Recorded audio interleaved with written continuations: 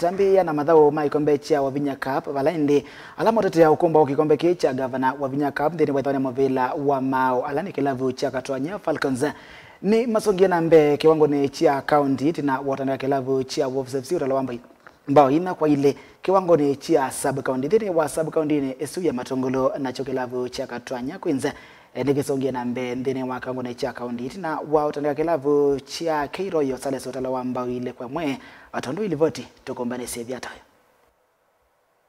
Madhao maikombe cha gavana Wavinya Cup na madhali ndine wa kiwango ni cha sub county kwa weekendi. Ndine wa sub county ni tatu tuisisia Amosungio.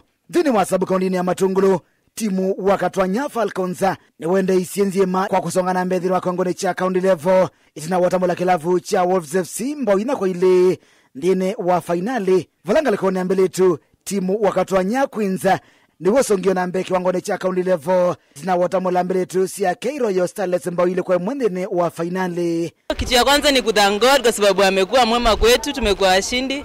Ya pili my teammates, ya tatu coach Matata and coach Grace, they have been great to our lives. Ingine tunaambia governor thanks, tumekuwa occupied alafu bado tuko na madoo, si ndio?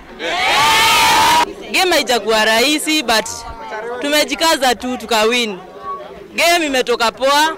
Alafu sasa tunaambia the defending champions uko county. Tunakuja. Na tuku ya medho sub county ya Kangundo timu wa Kikambwani FC ni wasongia na mbe kiwango cha county level itina watamola kilavu cha Kawethe FC mbao ina kwetu ndene wa finali. Tumeshukuru sana kwa tournament yenye tumeandaliwa na governor wetu Wavinya. I think for some time tumekuwa na governor wengine na tutiwa vitu kama hizi. So tunashukuru sana na tunamuombea aendelee kutuletea, aendelee kuinua vijana kwa mpira na wasichana pia. Nasemele tu siaka kuyo Starlets maisonga na mbendene wa kiwango cha county level.